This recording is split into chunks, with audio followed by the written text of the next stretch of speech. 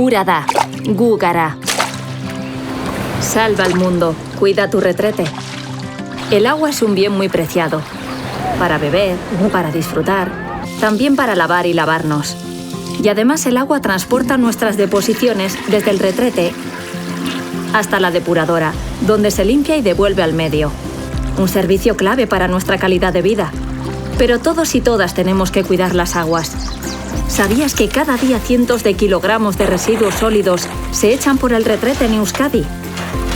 En nuestra mano está que el retrete solo recoja los residuos de nuestro cuerpo y papel higiénico y nada más. Toallitas, aceites, plásticos, comida, medicamentos, pintura, productos, echadlos a donde corresponda, no al retrete.